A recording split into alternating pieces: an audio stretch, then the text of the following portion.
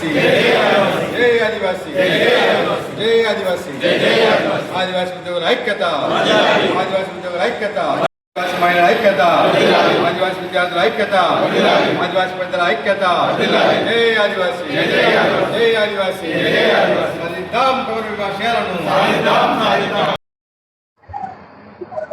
ముందుగా రాష్ట్రంలోని ఆదివాసీ 9 తెగల ప్రజలందరూ కూడా నమస్కరిస్తూ ఇవాళ జాతి కోసము జాతి చైతన్యం కోసము జాతి ప్రయోజనాల కోసం జాతి సంస్కృతి పరిరక్షణ కోసము అంతిమంగా మనం పుట్టిన జాతి అస్తిత్వం కోసము ఈ జాతిలో పుట్టినటువంటి ఉద్యోగులుగా మా బాధ్యతగా మరి జాతి సమస్యల పట్ల జరుగుతున్నటువంటి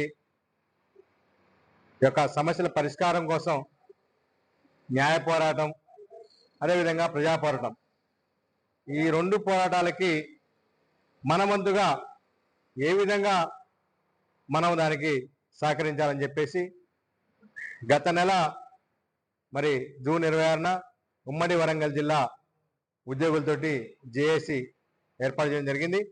అదేవిధంగా ఈరోజు మరి పాల్వంచ పెద్దమ్మ తల్లి సాక్షిగా ఉమ్మడి ఖమ్మం జిల్లా ఉద్యోగులతోటి మరి జేఏసీ ఏర్పాటు చేయడానికి మరి ఈరోజు సమావేశం కావడం జరిగింది.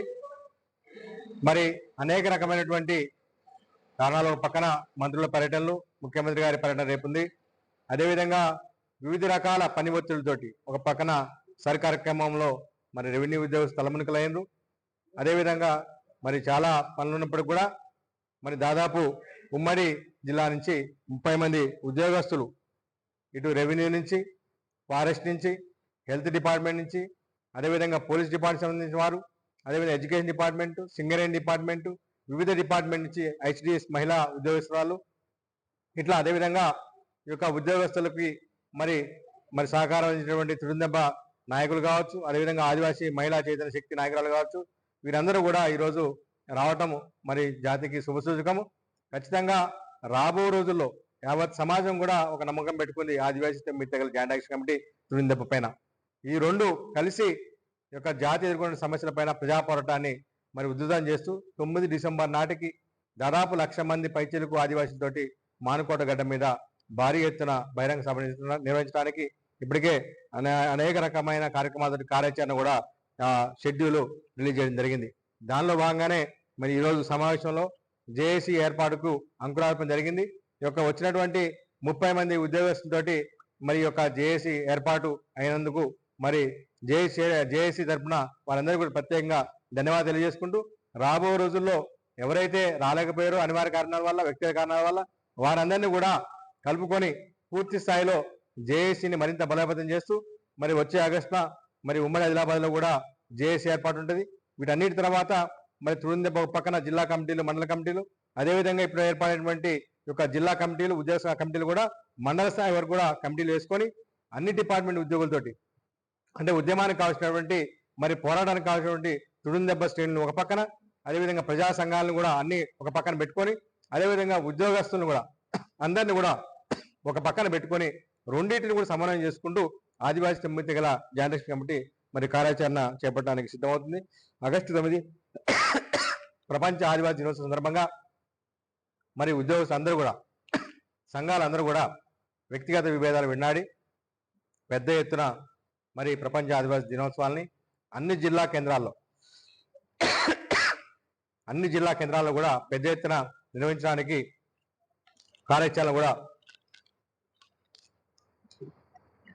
కార్యాచరణ సిద్ధం చేయడానికి అందరూ సమాయత్తం కావాలి.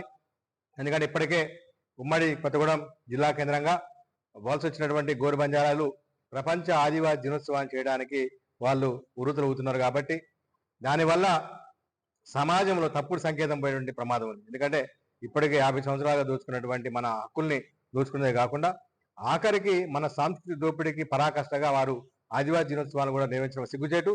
ఇప్పటికైనా రాష్ట్ర ప్రభుత్వం దాన్ని ఖండించాలి. అదేవిధంగా ఆదివాసీ రిజర్వేషన్ తోటి ఎమ్మెల్యేలుగా ఎంపీలుగా మంత్రులుగా ఉన్నటువంటి రాజకీయ నాయకులందరూ కూడా తక్షణమే ముఖ్యమంత్రి గారితో మాట్లాడి ఎవరైతే ప్రపంచ ఆదివాసీ దినోత్సవం నిర్వహించడానికి ఇక్కడ సన్నాహాలు చేస్తుండో వారిని హెచ్చరించండి.